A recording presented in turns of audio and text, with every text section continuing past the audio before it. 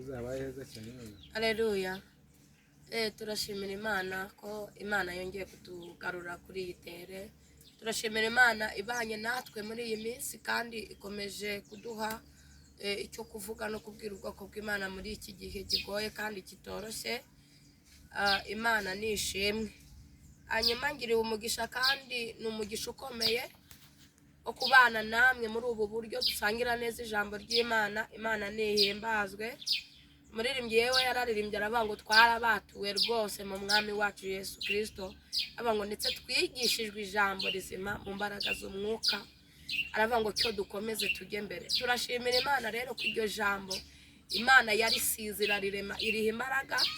Hanyuma dushimiye Imana ko yashimye ko ibyahishwe abanyabwenge bihabaswa kugira ngo abanyabwenge batirata ubwenge bwabo. Rero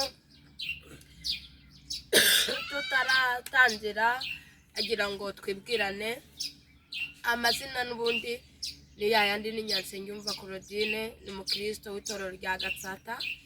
Hanyuma paruwase ni Gasave. Imana itugirire neza. Bityo ndasuhuza abankurikiye barimo Muringatabu, umuyobozi wa zone yanjye, nawe ndamusuhuje. Ndasuhuza abazone bose, zone y'Amajyepfo, abo dusengana. Imana y'amahoro itugirire neza. Ndabizi neza Imana iduhagurukije muri iyi minsi ifite intego yo kutugeza kure. Pawulo we yaranditse aravuga ngo ntabwo ari twe turiho ahubwo ni Kristo uri muri twe. Ntabwo ibingibi twabikuranye, ntabwo ababyeyi babituraze, ntabwo bigeze babitubwira ko bizatubaho cyangwa se tuzabinyuramo, ariko turashimira Imana ko igihisha abadayimoni icyo tuzaba cyo. Imana igihisha abadayimoni umugambi w'icyo tuzaba cyo. Imana yahishe abadayimoni icyo uzaba cyo ku buzima bwawe. Rero ntiwiteshe agaciro, ntuteshe agaciro igihe uhawe cyo kubaho, ahubwo wumve neza ko uri mu mugambi w'Imana. Imana y'amahoro itugirire neza kandi Imana ishimwe. Turi hano kubw'Imana yabigambiriye, ntago duhari kubw'imiryango, ntago duhari ubwa kavukire, nta nubwo byakunda, ntago byari kwemera, ariko turashimira Imana uko tumaze iminsi tubivuga ndetse tubyamamaza. Ntabwo kubw'ibisekuru tuvukamo ndetse dukomokamo ntago byakunda, ahubwo kuko Yesu Kristo, ijambo riravuga ngo uko Imana yakunze abari mu isi cyane byatumye itanga umwana wayo w'ikinege kugira ngo umwizera atarimbuka ahubwo ahabwe ubugingo buhora. Ni mw'ubwo buryo duhari ku bwa feva y'Imana, duhari ku bw'imbabazi zayo, ntabwo duhari ku bw'amafaranga, ntabwo turi hano ku bw'ibyubahiro byinshi, si ku bw'amashuri, ahubwo duhari ku bw'icyo yatugambiriyeho kandi yatuvuzeho kuva kera. Imana nishimwe yo isohoza umugambi wayo kandi Imana nihabwe icyubahiro. Kubw'icyo ndasuhuza abariho bagenda bankurikirana, yaba muri iki gihe turimo no mu gihe kizaza. Imana y'amahoro nibaha umugisha. Abarashi ndabizi neza ko harimo abagenda bankurikira, banyamugisha ndabizi neza ko bazagenda badukurikirana ijambo ry'Imana.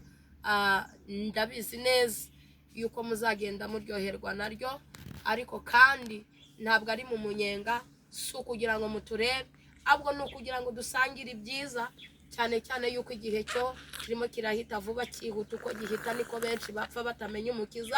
Turi hari mu buryo bwo gutangaza agakiza kugira ngo n'abapfa bapfe bapfiriye mu mwami. Kubw'iryo jambo Imana y'amahoro nitugirire neza. Hanyuma rero uyu mwanya tugiye gusangira ijambo ry'Imana, riraboneka mu gitabo cy'Umubwiriza, ni igice cya mbere. N'ubundi ntabwo turi busome amagambo menshi, nta nubwo turi buze gutinda, ko ijambo ry'Imana ryo ryabayeho tutarabaho, ndetse rirera. Ijambo ry'Imana rirera ndetse rwose rirera, n'abaritunze bakwiriye kubabera. Imana y'amahoro itugirire neza kandi dushoboze kwezwa. Hanyuma ni ijambo riri mu Mubwiriza, igice ni icya mbere. Turasoma imirongo yaho itari myinshi, turahera nko ku murongo wa 5. Imana y'amahoro itugirire neza, cyangwa se kugira ngo tubyumve neza duhere ku murongo wa 2. Hanyuma turaza kuhasanga amagambo atari menshi ariko akomeye, cyane cyane ko maze iminsi mbwira abantu iby'umwuka bisobanurwa n'umwuka. Nta muntu ushaka kuba ari mu mubiri ngo asobanure iby'umwuka. ni ukuvuga ngo bisaba kuba mu mwuka kugira ngo urusheho kubyumva cyane. Niyo mpamvu iyo turi imbere yanyu tuba dusaba Imana, tunabasaba inkunga y'amasengesho, tubasaba ko mudushyigikira mu buryo kugira ngo ubutumwa burusheho gutambuka. Imana nitugirire neza. Ndabasaba ko tubana amaso abankurikiye, hanyuma tukumva ijambo ry'Imana. Aya magambo mu gitabo cy'Umubwiriza igice cya mbere duhereye ku murongo wa 2, hari amagambo avuga ngo, umubwiriza aravuga ati, ubusa ni ubusa, nta kamaro byose ni ubusa, ibyo umuntu akorera byose akiri mu isi bimumarira iki?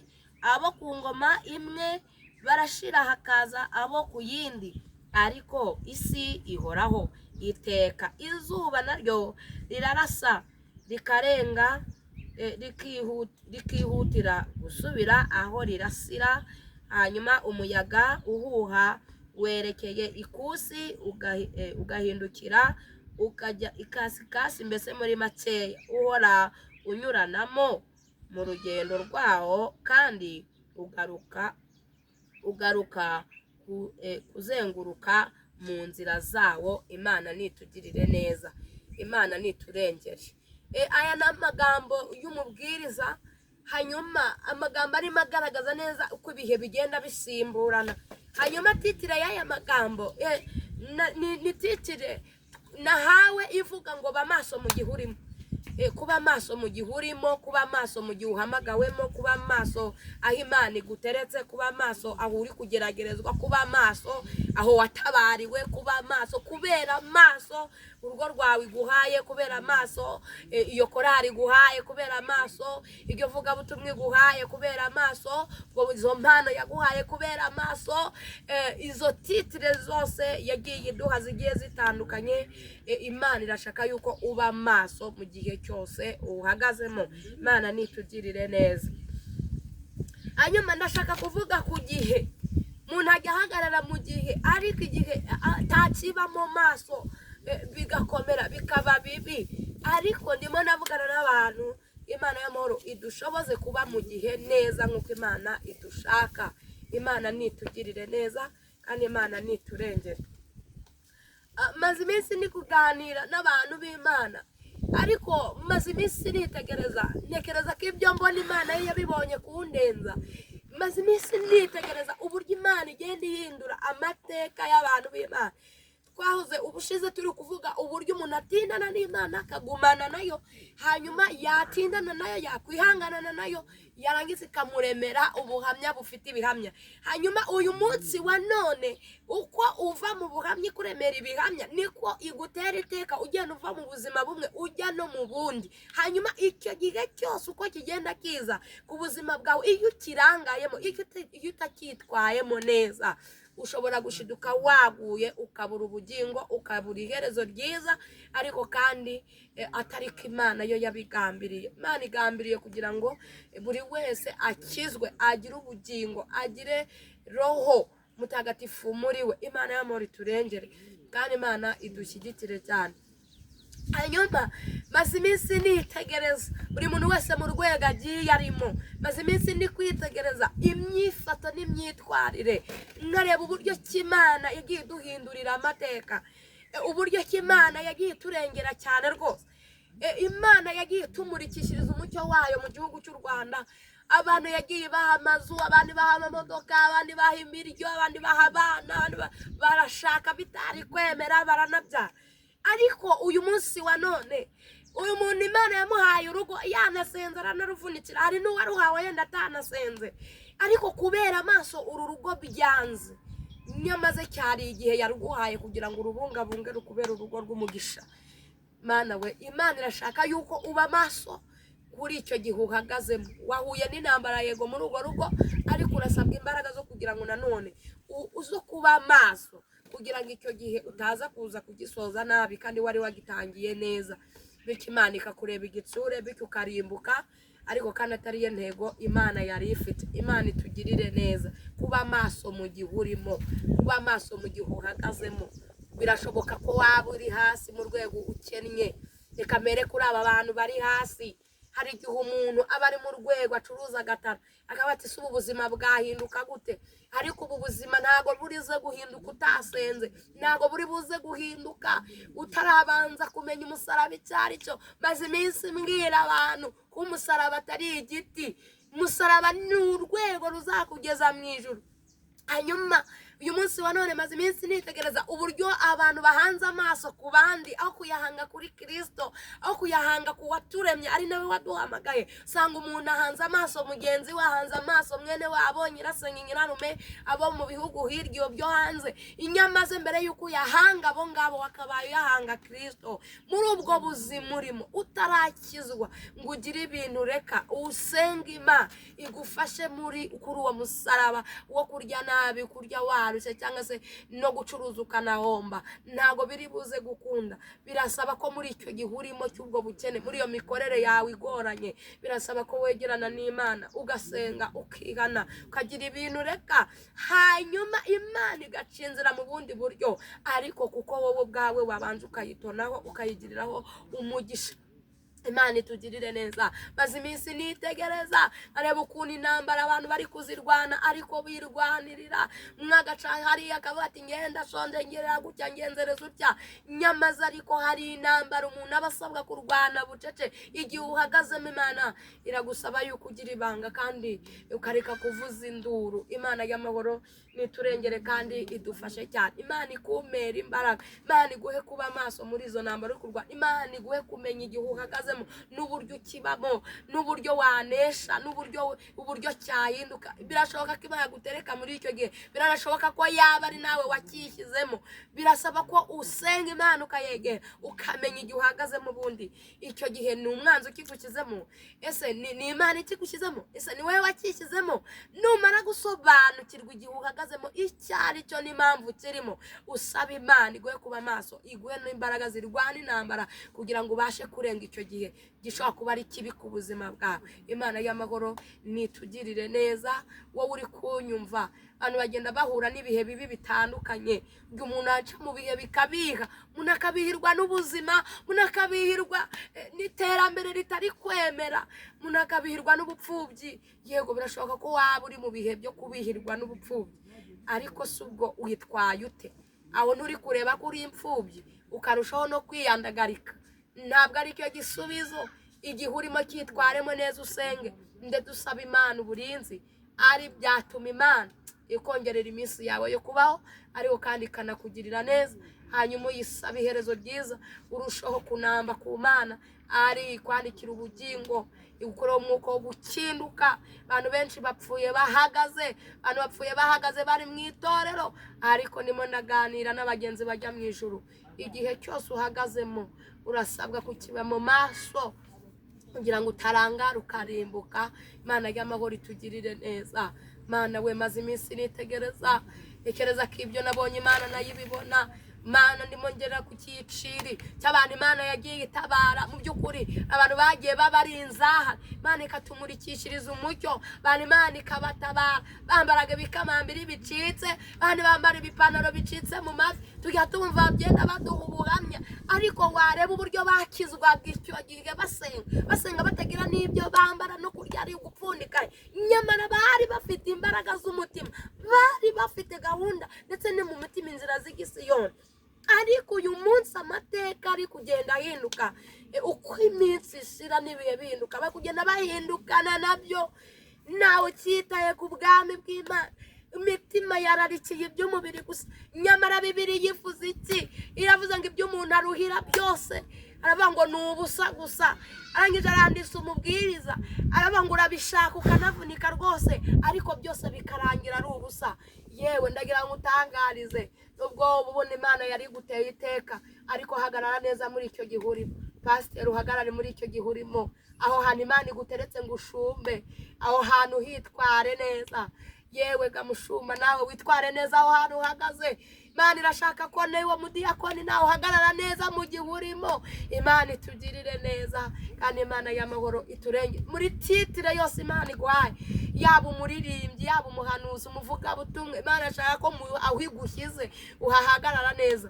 Imana itugire neza. maze iminsi mbwira abantu tugenda duhura tuganira ku ijambo ry'Imana, Mana nubona iguteye iteka ikakugaburira ikakwambika ukabona rwose guhaye kubyibuha utari ubyibushye wikwirata ko utarabyibuha kuko ibaye gutije aho hantu kugira ngo ukomeze abandi bari inyuma ntabwo ihaguteretse kugira ngo wirate kuri inyuma kuko ihagushyize igira ngo ugire umumaro abo baraho ariko kandi ihagushyize inyuma hari undi iri gutoza kugira ngo nawe azaza gusimbura avuga imirimo y'Imana nicyo gituma ibihe byose waba urimo ukwiye kwitwara neza Imana ikumvishe aya magambo wowe uneze amatwi Imana iturengere yewe ga wa muntu wowe Imana iteye iteka iguhaye Imana urahanuye rwose nibyo maze iminsi mbyitegereza abantu bari gusuzugurana abantu ntibari kwemerana ariko Imana idukomereza amaboko nyamara iguhaye ngo uvugire Imana ahiguhare impano z'ubuhanuzi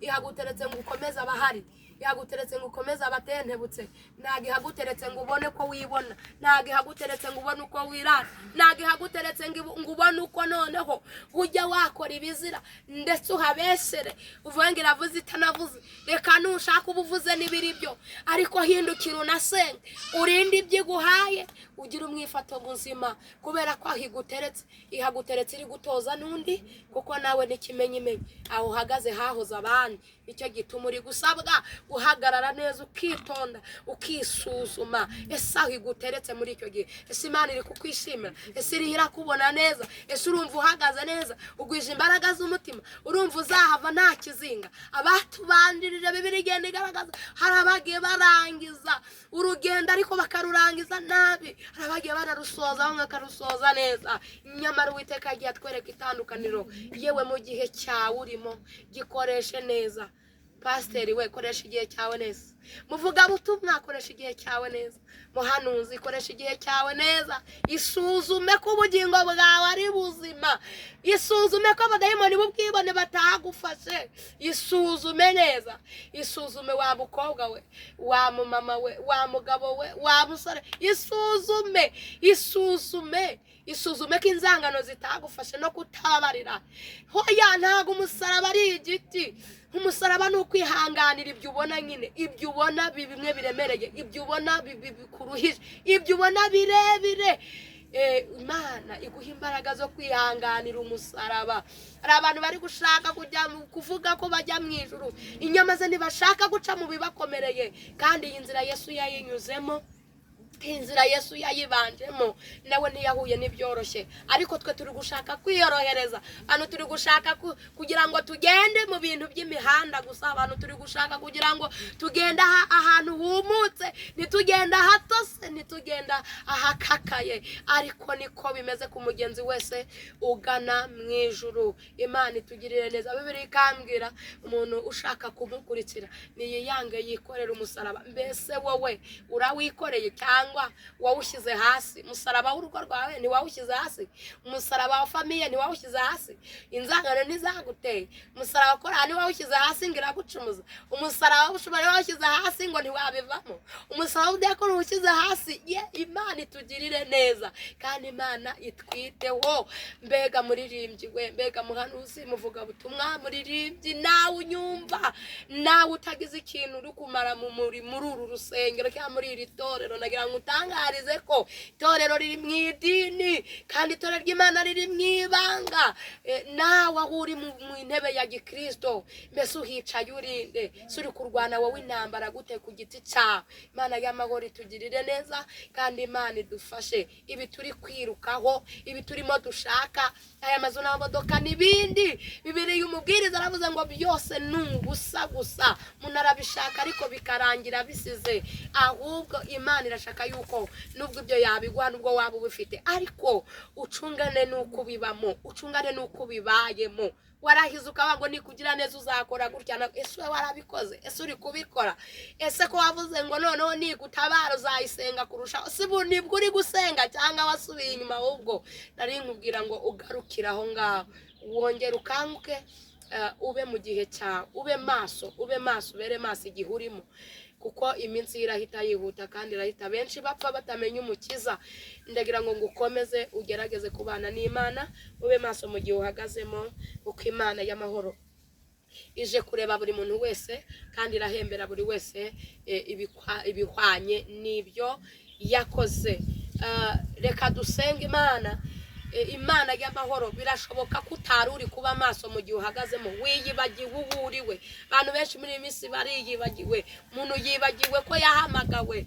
Ariko Imana iduha umuhamagaro muzima kuwubamo neza. Imana idushoboze kumenya abo turi bo. Maze iminsi myitegereza, maze iminsi nganira nabo, tuganira nabo. Ntabwo ikibazo gihari, ntabwo ikibazo ari intambara, ahubwo ikibazo ni uburyo turi kuzirwanamo. Imana rero iguha imbaraga z'uburyo uri burwanemo izo ntambara, kandi Imana igushoboze. Imana itugirire neza. Icyo gihe uhagazemo cyaba cyiza cyangwa se cyaba kibi, ariko kandi nukuri ku muntu uhagaze ku gihe kibi urasabwa imbaraga zo kuneshereza aho hantu uri kurwanira muri icyo gihe kibi. Nawe uhagaze mu bihe byiza uri kuvuga ko Imana igutaye, nurangara abadayimoni baragusura, ubura ubugingo. Ariko nurasabwa nukuri, nagukanguriraga kuba maso aho hantu uhagaze muri ibyo bihe byiza, uri mushimira Imana kugira ngo utarangara abadayimoni bakakunyaga. Imana y'amahoro itugirire neza. Kandi aho wagiye urangara nukuri, wowe unkurikiye aho warangaye, narindi kuvuga ngo ubane nanjye mu isengesho, twongere tubwire Imana yongere duhe ubundi bwenge, yongere dushoboze kuba maso kugira ngo tubashe kumenya igihe duhagazemo, bityo tumenye uko twirinda. Mwami wacu Yesu, tugushimiye ko ujya ubana natwe ukatumenyera ibidukwiye, nuhimbazwe. Twari mu mwanya mwiza w'ijambo, ndasabira umugisha abari bateze amatwi iri jambo, kandi ndasenze ngo rigire umumaro, uriherekereshe umwuka wawe wera. Twebwe ntacyo twabasha kumara, ntacyo twabasha gukora, ntacyo twabagezaho, ntabwo twahinduriye imitima, ariko kubera ko umwuka wera abasha kuza akameza umuntu iby'umutima utakwemera, naringingaga kugira umwuka wera aze gusunika kandi ahereza imbaraga iri jambo. Buri wese waruneze amatwi abashe kongera kwisubiramo, amenye, arebe ko yaba yarabereye maso igihe arimo. Unyemerere bityo rero buri wese umwe gukosora amakosa yagiye aboneka muri uru rugendo turimo dukora. Urakoze rero, ngaho bagirire neza, ubashyigikire mu izina rya Yesu. Amen.